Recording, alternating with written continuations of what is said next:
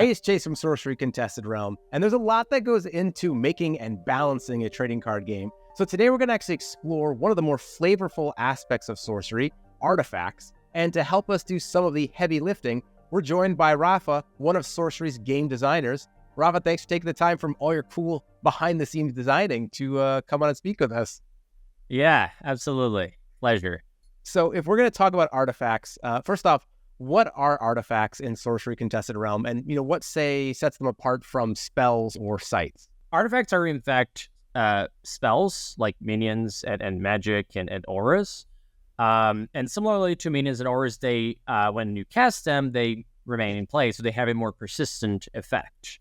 And what makes them unique, I guess, compared to those other spell types, is that their control can switch back and forth. And that's perhaps the most unique thing about artifacts. At one time, it's like helping you, but then the very next turn, it can be like pointed, like that siege ballista might be aiming at you. So, and one of the cool things about artifacts I find is that there's such a range of unique mechanics, but also rarities of these artifacts that they can all do so many different things. So, what do you see as the role of artifacts in Sorcerer Contested Realm as narrative pieces, as well as vehicles for introducing unique gameplay mechanics? Yeah, so they are, like you said, they are very unique in terms of what they do, and that naturally creates compelling gameplay. So, like from a gameplay perspective, but it can also create some really thematic plays and stories that are created. I think part of the reason is that they a lot of artifacts, they have higher rarity, which allows us to give them oftentimes more unique abilities and just sometimes weird abilities even. But you also have some that are more mundane, like the siege ballista, for example, like maybe objects that you could find in the real world, for example. And I feel like that range and that big scope where they can be just more normal, regular objects, but they can also be those extremely rare and just arcane artifacts. It opens up this world of stories and narratives that you can tell. So if you want to maybe build your foot soldier deck with your army and your troops, like Siege Ballista and Payload Trebuchet, for example, they fit perfectly in that theme.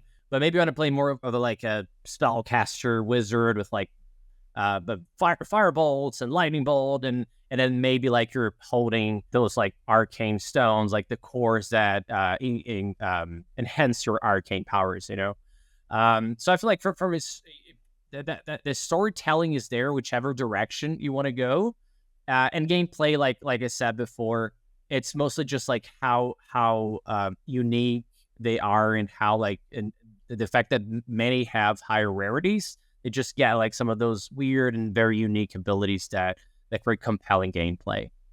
I feel like whether it's a mundane, like a siege ballista or something, or it's something super fantastical, it's a world-bending globe. I think I'm always excited when I see an artifact come into play. Do you have a personal favorite when it comes to artifacts? It's hard to pick one, and I know that we I know we love them all. Yeah, we love them all, right? All equally, but but if I honestly had to pick one, I have very fond memories from when I first started playing the game, right, and testing with the pre-con cards like Siege Ballista, the Spear of Destiny, some of those are definitely some of my favorite. But nowadays, if I had to pick one, I'd have to go with Rolling Boulder. That card is just so hilarious and just so perfect in multiple ways. Yeah. And I've had a good number of games and just interactions where both me and the opponent were laughing out loud, I think that speaks to that idea originally you were mentioning of artifacts can be used against you at times. Yeah.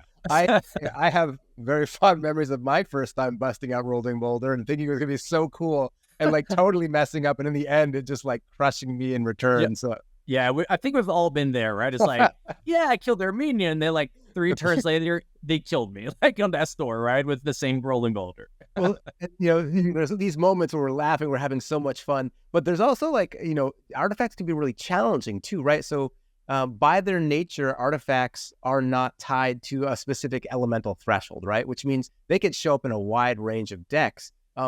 As a designer, part of the process is coming up with these cool ideas for artifacts, but what about the other side? Like, what about balancing? What are maybe some of the challenges that you have to anticipate when it comes to balancing artifacts? And does sorcery, as a part of the chassis, have things built in that helps make balancing artifacts easier? Well, so like, first off, right, it is challenging. Like, let me just start by saying that, right? By stating that fact, it is challenging for multiple reasons, right? The first one, like you brought up, threshold. So the fact that they can be splashed or used in any deck, that's something that we've got to tread carefully and consider, right? So that's like sometimes easy because, for example, if you're designing an artifact that also happens to be a minion, like that pretty much means that it can't be stronger than one that would require elemental threshold, for example, right? So that's kind of like it would you just put that in everybody's deck. You just put that right? in, yeah, exactly, right? Yeah. So that's like instant like power creep for every element, right? But then how do you make them feel? How do you design them? How do you properly balance them, right? And I think I'll go back to something I said earlier, which has to do with both their rarity, but also with just theme, right? So like artifacts, they exist first and foremost because they are something like they're not like living things, right? They're just not like arcane bursts of magic happen. No, they have a burst, but they're like oftentimes just like inanimate objects, right? So they have a very a clear theme, and sometimes like we've got to and we have to respect that thing and what it can or cannot do, right? So one thing that is really cool, for example, that sometimes we do with like artifacts that are minions, that maybe they're not very powerful, but maybe they're more resistant to things that other minions, like other regular minions, wouldn't be resistant to, or just Covitas, it is almost like it's like a machine, right? So I think that's one approach we have, right? So like we respect the theme and we give it designs because they are artifacts that are very unique to artifacts. So that I think that's like one way we kind of get around this idea, or that potential issue of like, oh, any deck can run them, right? Another thing or another aspect also, almost like it's kind of a pro and a con at once, is the fact that they can be stolen, right? So in one sense, that makes artifacts unique already, right? So the very fact that, like, I don't know, if I were to compare two cards, right? So like you have something like Alvaline Dryads, which give you extra mana, and you have a core that also gives you extra mana. Now, they're already fundamentally different because like Dryads, they can't be stolen, but they can relatively easily be killed, right? While the core, if you play that to like maybe one of your minions, or if you're not like keeping it safe, maybe with your avatar, then they can be stolen. It's almost like you're losing a card and the opponent is gaining one, right? All right. So that's that same for cards like Devil's Egg and Angel's Egg, where like they have this like back and forth, and that oftentimes can be a balancing factor that kind of like just operates on its own. But like I said, it's also a con because it can be challenging, right? Because if I were, for example, to play a core and give it to one of my minions that maybe is more vulnerable, it's more exposed to like card effects, then naturally we would expect that core would often be stolen away, right? But if I play it to my avatar, all of a sudden it is more protected. Like the avatars, they are just like more resistant to like multiple effects. Yeah, right? They're quite resistant. Yeah. So that makes it more challenging than to steal a core from an avatar, right? And that's where balancing can be tricky, right? Another example, I can give maybe a +1 dagger to a foot soldier, which will be very effective, maybe the turn that it uses it. But then the moment that foot soldier dies, all of a sudden you're looking, the dagger is now pointing to you, right? But if you then give the dagger to the avatar, all of a sudden, like, okay, now how do I get rid of that, right? And it can be challenging, right? So so that's something that we always keep in mind when we're designing cards and thinking of concepts, is like, how can we balance those things out, right? Well, and sometimes, like, we've got to be really clever. Like, we've got to think about very clever ways to deal with that, right? So, for example, for a card like Devil's Egg, which requires like, you want it to be on your opponent's side of the board, right? So naturally, your avatar starts on your side of the playing field, right? So naturally, if you were to give it to your avatar, which is like super safe, it takes a little effort, right? Maybe you have to like blink, maybe you have to teleport, maybe you have to move, like slowly move. Resources get spent. Yeah, exactly, right. And you're also exposing your avatar because now you're closer to your opponent's like territory, right?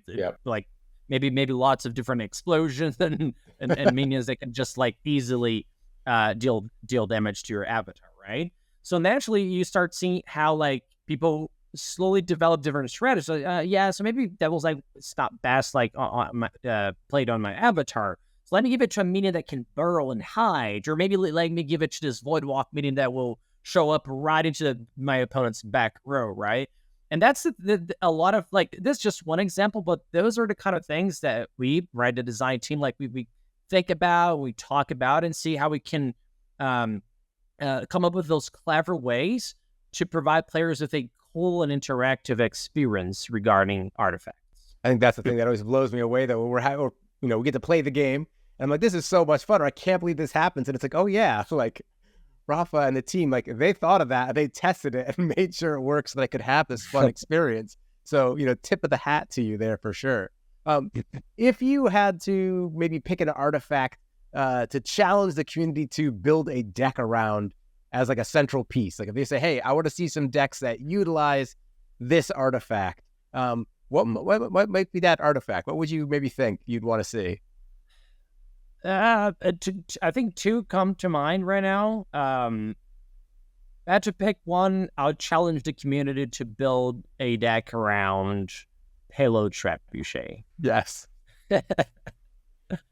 Payload Trebuchet, for those who are not familiar, right? So basically you need 2 allies to activate the ability. So you activate the Payload Trebuchet, and you discard, in addition to that requirement, you also discard a spell from your hand, and you can deal damage to all units that are up to 3 steps away from the Payload Trebuchet. This is excellent. Really interesting card. I've got some ulterior motives, because I've been really trying to make some Scourge Zombie Payload Trebuchet lists work. So maybe people can make some ones that are effective that I can then that I can just run then. So perfect.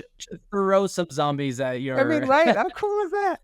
So if you have a chance, head on over to the official online deck builder, Curiosa.io, and make yourself a list featuring Payload Trebuchets, and leave it in the comments below. We'll take a look later, and maybe I'll steal some of them and play some. Maybe we could challenge. I'll challenge Ira to a match with maybe one of the ones I see.